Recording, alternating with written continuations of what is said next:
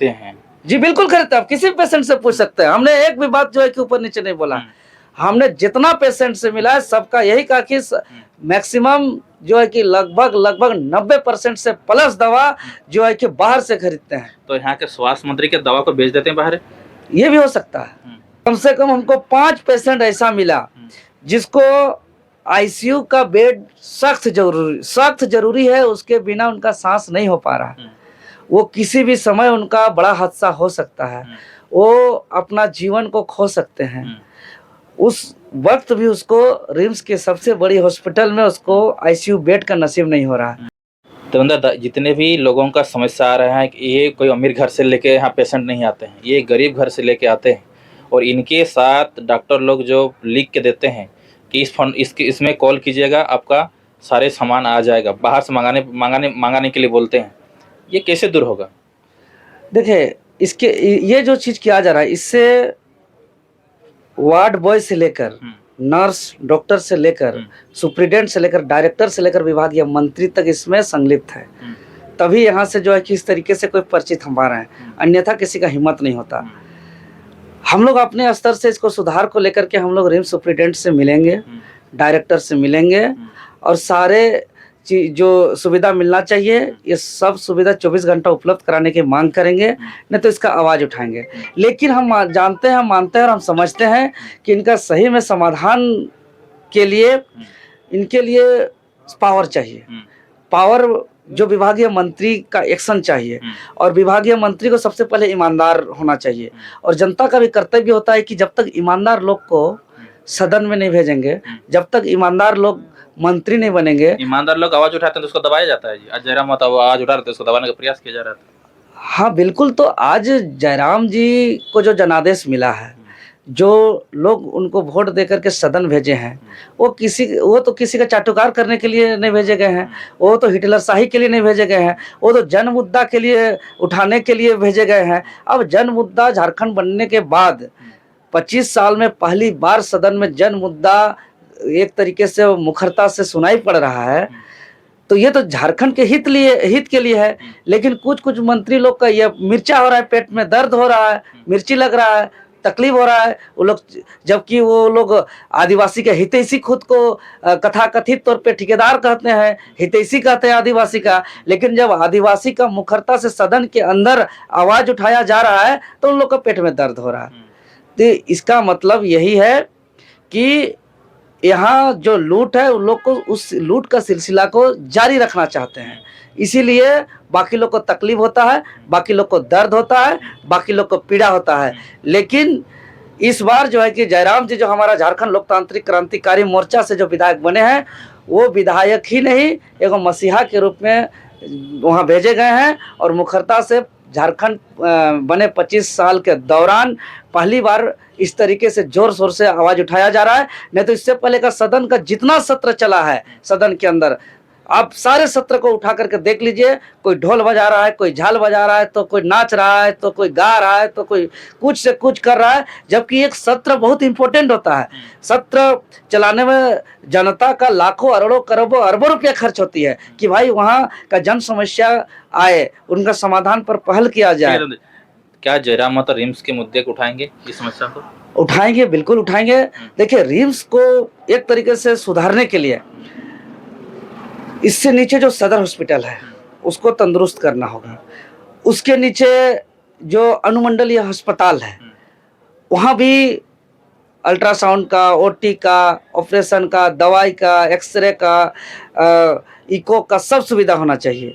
उसके लिए वहाँ जो डॉक्टर मेडिकल ऑफिसर का जो नियुक्त किया जाता है, उन लोग को अपॉइंटमेंट सही जगह करके उन लोग को ड्यूटी कराया जाएगा। तो अनुमंडल स्तर को ठीक करना होगा। उसके लिए सामुदायिक स्वास्थ्य केंद्र को भी ठीक करना होगा और उसके लिए जो उप स्वास्थ्य केंद्र आरोग्य आयुष्मान मंदिर जो है उसको ठीक करना होगा। अगर हम उप स्वास्थ्य केंद्र से लेकर सामुदायिक स्वास्थ्य केंद्र, अनुमंडलीय अस्पताल, सदर अस्पताल तक हम पूरा सुदृढ़ करेंगे, तभी जाकर के हम रिम्स को ठीक कर सकते हैं। ठीक है, लास्ट नहीं बता, स्वास्थ्य मंत्री क्या कुछ कहना चाहेंगे? स्वास्थ्य मंत्री को हम यही कहेंगे कि वो सदन के अंदर जो ड्रामाबाजी कर रहे हैं, जो नाटक कर रहे हैं, जो मॉडल कर रहे हैं, खाली हिंदू मुस्लिम कर रहे हैं। हाँ सिर्फ हिंदू मुस्लिम का जो नफरत का बातें कर रहे हैं, उससे बाहर करके वो राज्य के बहुत प्रमुख पद में है, वो स्वास्थ्य मंत्री हैं, तो उससे बाहर आकर के वो रिम्स को सुधारे, वो सदर हॉस्पिटल को सुधारे,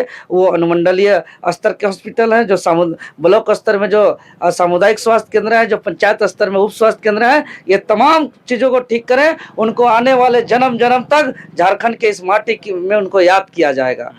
ऐसे ही ड्रामेबाजी करके वो ना निकले, यही हम कहना सदन में चाहेंगे। कॉमेडी करते हैं। वो कॉमेडियन लगते हैं, स्वास्थ्य मंत्री कम, कॉमेडियन ज्यादा लगते हैं। इससे हम बता दे रहे हैं, मंत्री रहते हुए उनका विरोध होगा। अगर वो चाहते हैं जन्मों जन्म तक मेरा नाम अमर रहे, तो इसके लिए वो हॉस्पिटल व्यवस्था को ठीक करें, डॉक्टर का कमी को दूर करें, डॉक्टर का इक्विपमेंट जो जरूरत पड़ता है वो इक्विपमेंट को पूर्ति करें, जो प्रॉपर तरीके से जो दवाई है, इंजेक्शन है, यहाँ इलाज का सारा सामग्री है, उनका उपलब्ध कराएं, तो उनको आजीवन आने वाले पीढ़ी से पीढ़ी दर उनको याद किया जाएगा। जो बीमारी हालात में जब मौत और ज़िंदगी का लड़ाई लड़ते हैं, उस वक्त जो उनके इलाज के लिए बहुत महत्वपूर्ण योगदान देना चाहिए, उस पैसा को कटौती करके मैया सम्मान तरफ दे दिया गया है। तो मैया सम्मान में पैसा दे दिया गया, तो कहाँ से मिलेगा हॉस्पिटल में ये दवाई, इंजेक्शन, टेस्ट, जांच? इसलिए यहाँ हो नहीं पा रहा है। आयुष्मान कार्ड से भी इलाज होता है क्या? यहाँ हो रहा है? आयुष्मान का बहुत शिकायत है मेरे पास। हालांकि कहने का तो कहते हैं, हमने बात भी किया, तो बेड में घूम घूम करके आयुष्मान जो है कि हम लोग एक्टिव करते हैं, लॉगिन करते हैं, ये बताया गया। लेकिन उसी बीच में हमको आधार कार्ड दिखा रहे हैं। आदमी के पास आधार कार्ड है, आदमी के पास आयुष्मान कार्ड है, आदमी के पास राशन कार्ड है, उनका थंबनेल मैच कर रहा है, उनका डेट ऑफ बर्थ सही है, उनका सब कुछ सही है, लेकिन उसके बावजूद आधार और राशन कार्ड और उनका आयुष्मान कार्ड लॉगिन नहीं हो पा रहा है, और लॉगिन नहीं किया गया है। यह स्थिति वास्तविक स्थिति है रिम्स का। इसीलिए दूर से आप नहीं समझ सकते रिम्स का स्थिति के। आएंगे, बड़ा बड़ा बिल्डिंग है, बड़ा बड़ा जो है कि चारों तरफ लाइटिंग है, बड़ा इमरजेंसी लिख दिया गया है बोर्ड में, तो इससे पेशेंट ठीक नहीं होंगे। पेशेंट को ठीक होने के लिए अभी हमने देखिए ये टाइम। जवंदर जी, आपने बहुत बड़ी सवाल उठाया। जो दवा की आप बात बाहर से खरीदते हैं, जी बिल्कुल खरीदते हैं, आप किसी पेशेंट से पूछ सकते हैं। हमने एक भी बात जो है कि ऊपर नीचे नहीं बोला। हमने जितना पेशेंट से मिला है, सबका यही कहा कि मैक्सिमम जो है कि लगभग 90% से प्लस दवा जो है कि बाहर से खरीदते हैं। तो यहाँ के स्वास्थ्य मंत्री के दवा को बेच देते हैं बाहर? ये भी हो सकता है, ये हो सकता है। ये कोई बहुत बड़ा ये जांच का विषय है, इसमें जांच होना चाहिए, और इसमें विशेष इस व्यवस्था को सुदृढ़ करने के लिए सरकार को विशेष ध्यान देना चाहिए। और हम लोग तो आज ठान लिए हैं, क्योंकि हमारा राज्य का कहे तो एगो सबसे बड़ा हमारे लिए रिम्स एक ऐसा स्थल है। अच्छा, आप कौन से विभाग आज विजिट किए? हम मेडिसिन किए, कार्डियोलॉजिस्ट किए, हम सर्जरी किए, हम न्यूरो डिपार्टमेंट किए, ये तमाम जगह हम। तो सभी विभाग में खाली शिकायत कर रहे थे? हाँ बिल्कुल कर, क्योंकि ये देखिए सब लोग गरीब लोग हैं। क्या शिकायत सुनने को मिला आपको? एक महिला तो रो रही थी, रोते रोते बोल रही है कि 9-10 बजता है, उसके बाद नर्स भी नहीं सुनती है। पेशेंट अगर बीच में स्थिति खराब हो गया, अगर वो सीरियस हो गया, तो वहाँ पर कोई उसके बाद देखने वाला नहीं है। जो नर्स है, जो जूनियर डॉक्टर हैं, वो केबिन में अंदर से लॉक करके सो जाते हैं, और अगर कोई उस बीच में उठाने जाते हैं तो उस पर गाली दिया जाता है, उस पर डांटा जाता है, उसको जो है कि धमकाया जाता है। इस तरीके से व्यवहार किया जाता है। यहाँ व्यवहार भी सही नहीं है। और उन लोग साफ साफ कह रहे हैं कि हम लोग डुमरी से आए हैं, गिरिडीह से आए हैं, धनबाद से आए हैं, बोकारो से आए हैं, राजधनवार से आए हैं, गम्हरिया से आए हैं। हम लोग नए हैं यहाँ, हम लोग को पता नहीं है कि किधर जांच होता है, हम लोग को पता नहीं है किधर टेस्ट होता है, हम लोग को जानकारी नहीं है, और हम लोग का सुना नहीं जा रहा है। ये शिकायत कर रहे थे। देवेंद्र जी, ये सुधार कैसे होगा? आए दिन देखते होंगे, या ऑर्थो का मामला हो, ऑर्थो में भी ऐसा ही मामला आता है, आयुष्मान कार्ड से इलाज नहीं करते हैं। आयुष्मान कार्ड से इलाज करिएगा तो आपको महीनों भर लग जाएंगे बोलते हैं, और जो भी कुछ लाना रहता है, किसी हड्डी टूट गया तो बाहर से मंगाना पड़ता है। तो दादा जोहार। जोहार जोहार जोहार। झारखंड के सबसे बड़े हॉस्पिटल रिम्स आज विजिट करने आए थे, क्या कुछ मामला है? देखिए, ये राजधानी रांची में स्थित रिम्स रात के करीबन अभी 10, 11, 12 बजने जा रहा है। जी बिल्कुल, चूंकि मेरा यह संसदीय कार्य क्षेत्र है, और संसदीय कार्य क्षेत्र होने के नाते और पार्टी के केंद्रीय वरीय उपाध्यक्ष होने के नाते पूरे झारखंड प्रदेश से जो भी पीड़ित लोग हैं जिनका यहाँ सुना नहीं जाता है, वैसे लोगों का बहुत समस्या होता है और पूरा कॉल मैसेज के माध्यम से लोग परेशान होते हैं, अवगत कराते हैं। तो वही उसी क्रम पे पहुँचे रिम्स, और हमने रिम्स में जा करके प्रत्येक वार्ड में पेशेंट से मिला, और हमारे जो रिम्स प्रभारी है साथ साथ में हम लोग थे। तो वहाँ जाने के बाद हम कागजों में, कलमों में, सरकार का वाहवाही लूटने में, तो रिम्स झारखंड के सबसे बड़ी हॉस्पिटल संस्था है, ये कहने भर का है, कागजों में है, कलमों में है।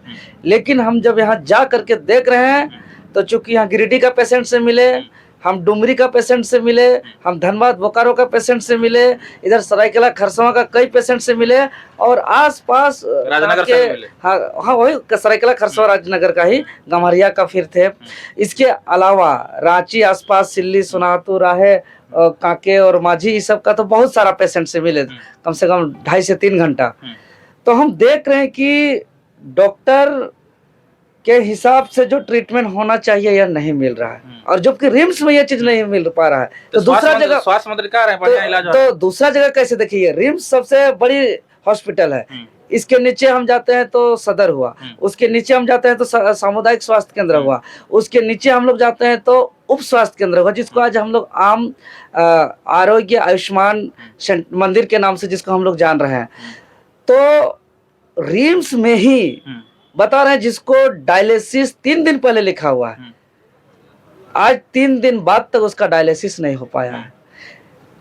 कितना का MRI, कितनों का एक्सरे, CT स्कैन, ऐसा जो बहुत महत्वपूर्ण जांच के लिए डॉक्टर का निर्देश है, लेकिन यहाँ जांच नहीं हो पा रहा है। कम से कम हमको 5 पेशेंट ऐसा मिला जिसको ICU का बेड सख्त जरूरी है, उसके बिना उनका सांस नहीं हो पा रहा है।